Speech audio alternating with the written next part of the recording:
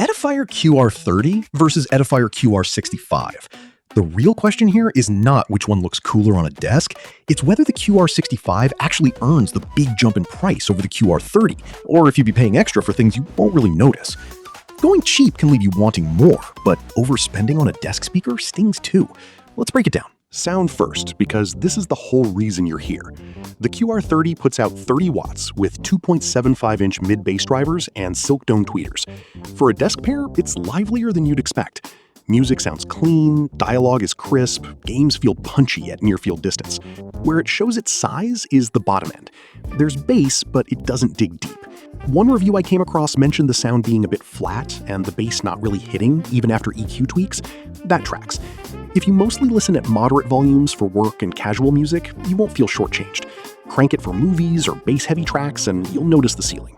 The QR65 is a different animal. 70 watts total, bigger 2.75-inch aluminum mid-bass drivers, larger 1.25-inch tweeters, high-res certification with LDAC. The low end goes down to around 55 Hz versus 63 on the QR30.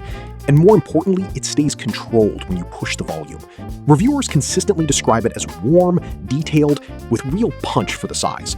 There's an opinion floating around that pairs it with a 10-inch sub and calls it a perfect match, which tells you the QR65 plays well as a foundation rather than a complete system. Because here's the thing the spec sheet won't say out loud. The QR65 is tuned like a small monitor that expects a sub if you really want chest thump. PC Mag noted that the deepest notes still sound thin without one. So yes, the QR65 is clearly a step up in clarity, headroom, and stereo imaging, but not a magical bass cannon on its own. One isolated complaint says max volume feels underwhelming for the price. Most reviews disagree, so I'd file that as a one-off expectation rather than a pattern. For music, gaming, and movies at a desk, the QR65 is the noticeably better listener.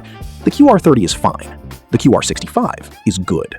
Now, connectivity, which actually matters more day-to-day than people admit. Both speakers run Bluetooth and have apps. Both take USB and have wired inputs. But they're aimed at different setups.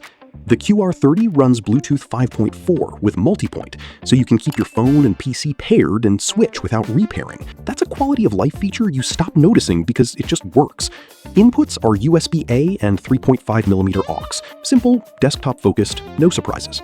The QR65 trades multipoint for Bluetooth 5.3 with LDAC, which is the codec you actually want if you care about high-res streaming wirelessly. Inputs jump to USB, RCA, and a subwoofer out, plus that 65-watt GAN charger built in to feed your laptop or phone from the speaker itself. That's genuinely useful if you're trying to declutter cables. App experience is where things get bumpy on both sides.